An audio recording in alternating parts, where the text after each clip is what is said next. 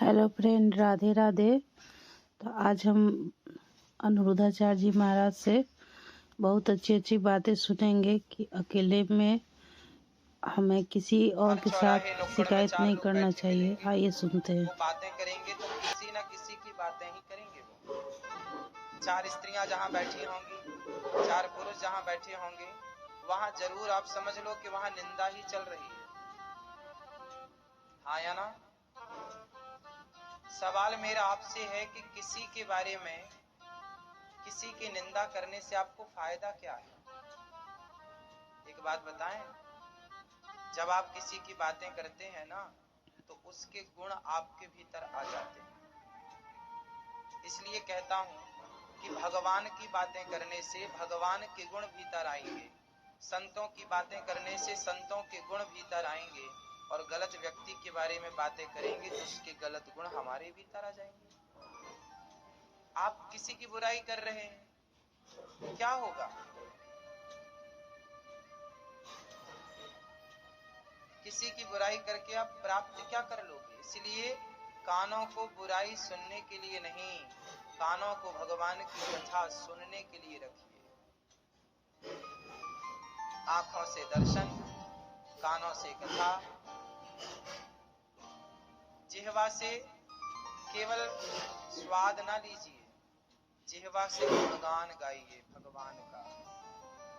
भगवान का नाम जब भी समय मिल जाए जिह्वा को हिलाइए, श्रीमन्नारायण श्रीमन्नारायण, सीताराम सीताराम सीताराम नाम जप करिए। और चमड़ी, स्पर्श, स्पर्श क्या करना? कहते हैं ना, भूख दो तरह की होती है। एक भूख होती है पेट की, और एक भूख होती है चमड़ी की।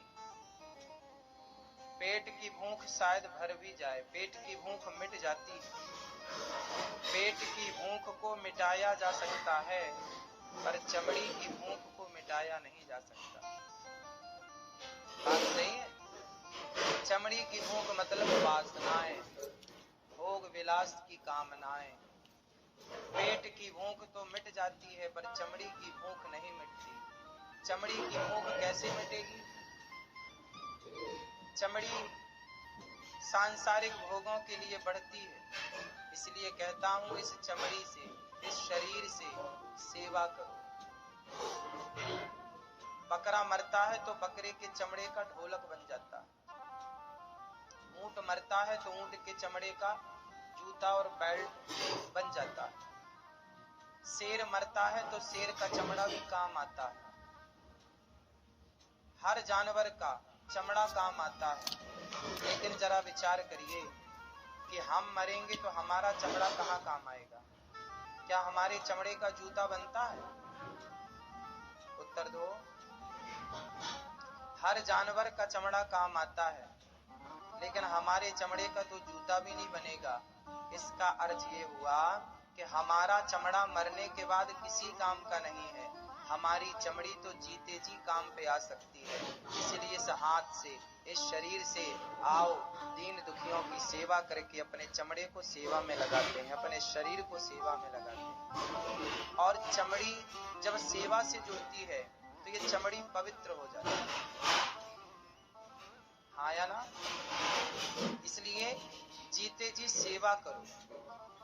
इसलिए ये दास अनिरुद्ध गौरी गोपाल आश्रम में सभी माओं की सेवा में अपने इन्हीं हाथों से, अपनी वृद्ध माओं के सभी 290 से अधिक माएं हैं, जो माएं जिनकी अपने बच्चों ने छोड़ दिया, अपनों ने दुत्कारा, ऐसी माओं की मैं खुद पांव दबाकर अपनी इस चमड़ी को पावन करता रहता हूं।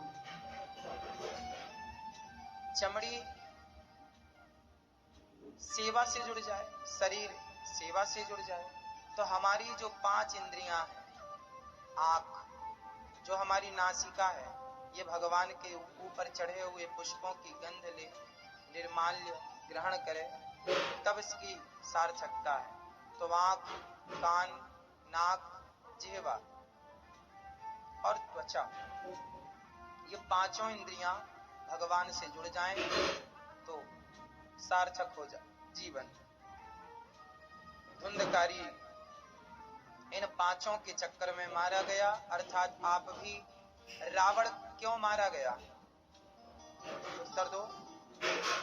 रावण क्यों मारा गया? पेट की भूख के कारण मारा गया कि चमड़ी की भूख के कारण मारा गया? उत्तर दो। रावण को पेट की भूख थी कि चमड़ी की भूख थी? जोर से। यदि पेट की भूख होती तो वो खा के पेट भर लेता, पर दूसरे की स्त्री को कोई क्यों चुराता है? दूसरे की स्त्री पर लोग कुदृष्टि कब डालते हैं? जब भूख पेट की हो तब, या भूख चमड़ी की हो तब। रावण की चमड़ी की भूख ने रावण का सर्वनाश कर दिया।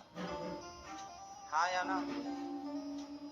इसलिए इस इंद्रिय को संभालो, सत्संग करके, ध्यान करके अपने इंद्रियों को, अपने मन को अपने वश में रखो।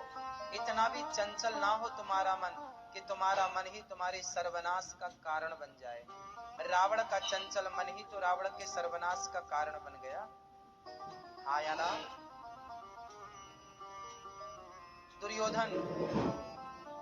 दुर्योधन ने दुशासन को क्या आज्ञा दी? जाओ द्रौपदी के कपड़े उतार दो। क्यों उतार दो? क्योंकि दुर्योधन की आंखें देखना चाहती। दुर्योधन की आंखें एक नारी के निर्वस्त्र शरीर को देखना चाहती, इसलिए तो कहता है कपड़े उतार दो।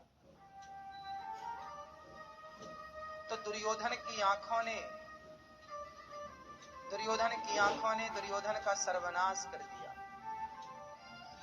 दुर्योधन कहता है किसके कपड़े उतार दो और मेरी जंघा में लाके बिठा दो। मतलब वो आंखों से निर्वस्त्र देखना चाहता है, आंखें भी दूषित, और स्पर्श भी करना चाहता है। जांघ में बिठा दो मतलब क्या है? दुर्योधन ने दुशासन को यही तो कहा कि द्रौपदी के कपड़े उतार दो और मेरी जंघा पे लाके बिठा दो। स्पर्श भी करना चाहता है पराई स्त्री को, और आंखों से उसकी निर्वस्त्र शरीर को देखना भी चाहता है। जब व्यक्ति की इंद्रियां जरूरत से ज्यादा चंचल होती है ना, तो वही इंद्रियां उसके पतन का कारण बन जाती हैं। और इतिहास की ये लाइनें हमें यही सिखा रही हैं। आप ना समझें तो अलग विषय। दुर्योधन ने आज्ञा दी, दुशासन ने कपड़ा उतारना शुरू कर दिया। परिणाम क्या हुआ? 100 की 100 कौरवों का, और उस सभा में जितने लोग द्रौपदी के साड़ी को खींचते हुए अपनी आंखों से देख रहे थे, उन सबका पतन हुआ। एक भी बचा हो तो बताइए, चाहे उसमें गुरु द्रोणाचार्य ही क्यों ना हो, चाहे भीष्म पितामह ही क्यों ना हो। ये दोनों भी दिग्गज वहां बैठे तमाशा देख रहे थे और न्याय नहीं कर रहे थे। परिणाम क्या हुआ? गुरु द्रोणाचार्य का सिर भी कट गया और भीष्म पितामह को भी बाणों की सैया पर लेट करके अपने कर्मों का दंड भोगना पड़ा। बचा कौन है भाई? गलत करने के बाद बचा कौन है ये तो बताओ। लाख आंख से देख रहा है तुझे देखने वाला, सच की खेती कर ले चतुर नर, समय गुजरता जाता मेरे मालिक की दुकान में सब लोगों का खाता। भगवान क्या नहीं देख रहे हैं? भगवान किसे नहीं देख रहे हैं? तुम बचोगे तो कब तक बचोगे? मनमानी करोगे तो कब तक करोगे?